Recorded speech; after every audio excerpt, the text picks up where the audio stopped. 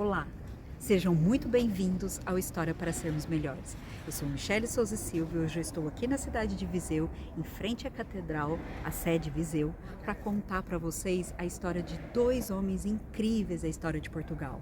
Um marcado pela história como se fosse um mito, né, se existiu ou não, e outro marcado pela melancolia, a tristeza e a falta de sucesso em vida. O primeiro, o grande Viriato, que liderou os lusitanos contra o Império Romano, e o segundo, o rei Dom Duarte, que reinou em Portugal durante 5 anos, foi filho de Dom João I e nasceu aqui em Viseu.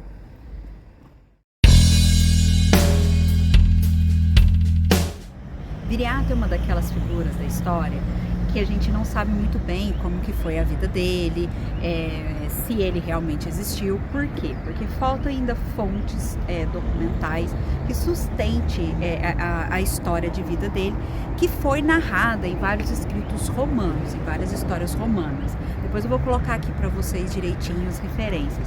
Mas o que acontece? Ele teria, Roma, o Império Romano, chega na Península Ibérica em 218, por volta de 218 a.C., no momento da Segunda Guerra Púnica entre Roma e Cartago. Tá? Então chega aqui na Península Ibérica, que era um lugar muito valioso, porque reza a lenda que tinha muito ouro, prata e outros minérios, né? Então aqui era um lugar importante para Roma. E depois foi também importante por ter portos e dinamizar o comércio ali no Mediterrâneo, né? Afinal de contas, a península, ela é toda, ali é uma entrada para o Atlântico, e ali todo o sul da península toda ali fechando o mar Mediterrâneo.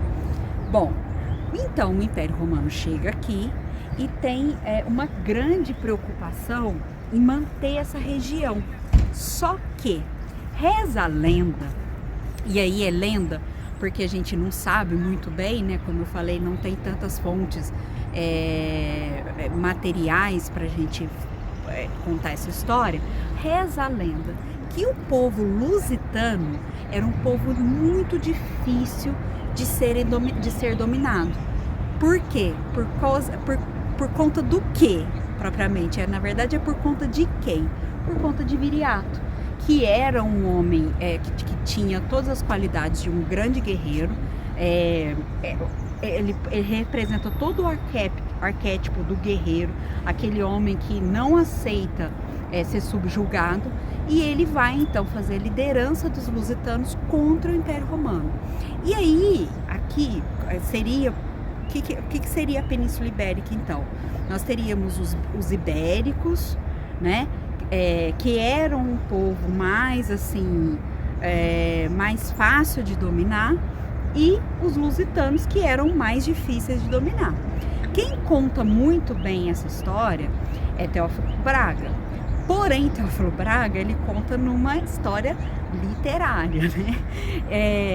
Então, assim, a gente tem essas fontes, as fontes antigas, os escritos antigos, algum material arqueológico que fala da importância de Viseu durante o Império Romano, tá? Então, algum material que remonta essa história, mas não fala propriamente da figura do Viriato. Nós não temos essa prova material.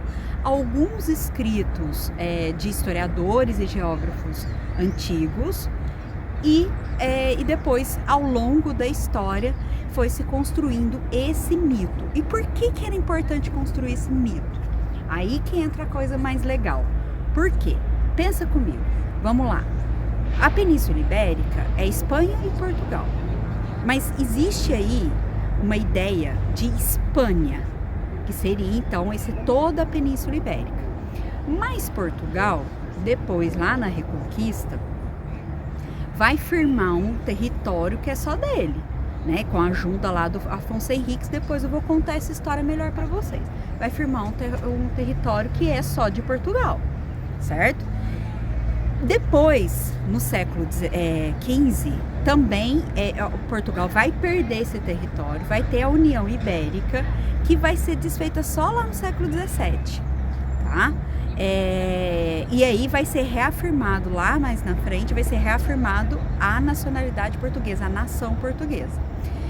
Quando tem esse primeiro momento com Afonso Henriques, né, da reconquista e afirmação do território português, do Reino de Portugal, e depois lá na frente a afirmação da nação portuguesa, Viriato se torna uma espécie de um mito fundador, assim como Afonso Henriques. Ele vai ter então esse primeiro arquétipo de português que não aceita ser subjugado. Então vai ter esse primeiro momento lá ainda no Império Romano.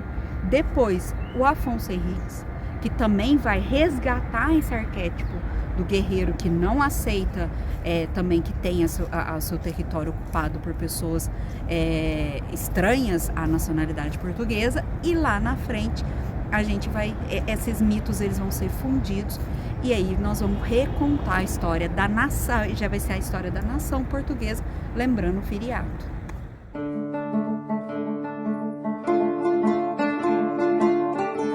Dom Duarte nasceu aqui em Viseu em 1391 e morreu em Tomar em 1438.